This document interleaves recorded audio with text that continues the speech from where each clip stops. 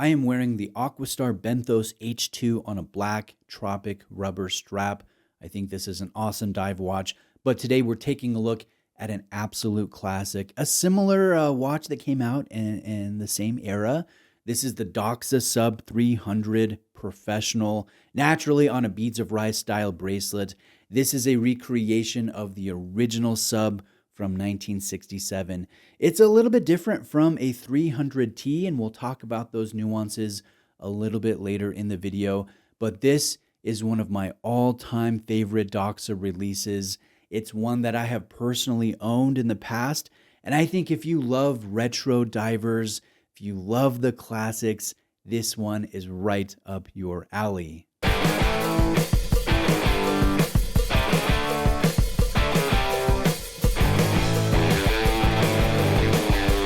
So thank you to Exquisite Timepieces, the family-owned AD in Florida that provides so many of these excellent watches for me to present. They carry 60 luxury brands, including Doxa. They're a great place to buy a new watch. Links are below. Doxa had been around for decades before the release of the first Sub in 1967, but it was this design that became the brand icon, that became synonymous with Doxa. It's the reason why most watch collectors these days even know the name Doxa, and everything about it was designed for diving. The thick cushion case, the no decompression scale bezel, the dwarf style hour hand, which I like because you don't need to know the hour really when you're diving. You want to look at the minute hand and you want to see the seconds hand moving. Those are the important aspects while you're underwater. This has an overlarge minute hand. It has a massive square on the running seconds hand. Later versions of the Sub came with a helium release valve, which was the first time that a brand had introduced that in a commercial watch. So really cool history when it comes to the Sub 300. Yes, it was fitted with an expandable style beads of rice bracelet and a wildly vivid orange dial. The thought process was the orange dial was the most legible color underwater. In Doxa, they took that iconic design from 1967 and they first recreated it back in 2016. They're still making it today, 10 years later. This is that watch. Now you can see the same 42.6 millimeter cushion case. You can see the same beads of rice style bracelet, the same dial crosshair design, the same lume placement, the same bi-finish, no decompression bezel, even the same dial font, even though it's a little bit thicker here in this modern version. I think that this is an absolutely lovely homage to that original diver. Thankfully, though, there are a few welcome modern updates that I don't think take away from the feeling of this retro celebration that really is the heart of the watch. There is superluminova here as opposed to tritium. There is a large seconds indicator that's lumed as opposed to being unlumed. The watch now has a sapphire crystal in the exact same shape as the old plexiglass style that you would find on a vintage 1967 Sub. And inside this case is a chronometer certified Swiss movement. Doxa used to use ETA, but I believe they predominantly use Sellita today. So inside this case would be an SW200 with a 4 Hz beat rate and 38 hours of power reserve. The other thing that I like about this reedition is that Doxa makes it in multiple different colors, and some of those colors first appeared in very highly sought after vintage references, and each one of them has a specific name that is printed on the dial underneath Sub 300. So obviously this one here is the Professional, that's the orange dial. Shark Hunter correlates to black. Caribbean means you have a navy dial. Sea Rambler is silver, that's a personal favorite of mine. Diving Star is yellow. Aquamarine is a turquoise dial. White Pearl is white, and Sea Emerald is a sunray green. Now, how does this 300 differ from the 300T?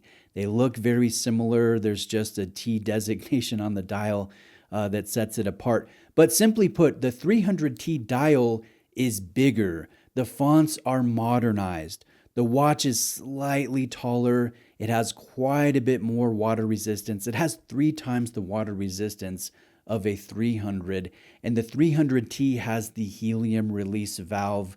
This 300 does not. I know some watch collectors enjoy the 300T more. They find it more legible. They find it more modern feeling. I know some other watch collectors who prefer the 300 as opposed to the T. They like how original, how faithful it is to that 1967 release. I've personally owned both a 300 and a 300T, and I enjoy both. I don't think you have to choose one over the other, but just to give you some information, if you're cross shopping the two and you only want to buy one of them and not both of them, I would pick the 300. I just like how, it is that recreation of the original Sub. I think it wears a bit more comfortably, a bit thinner. It has the COSC certified movement.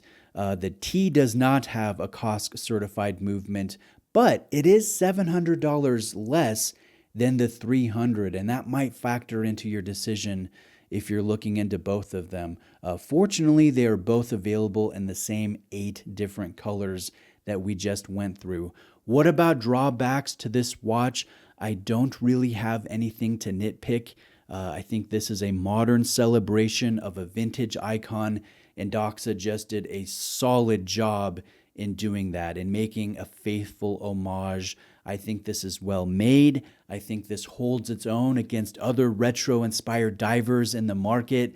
And I think if you buy this Sub 300, it's going to be because you love the history, you love the design, you love the color, the story, the uncommonness in the market. Yes, the clasp could be better. The Jenny logo isn't my favorite, but there are always going to be little tiny things that we all disagree about. I don't think any of them are deal breakers. What I would like to see more of, though, is more limited editions.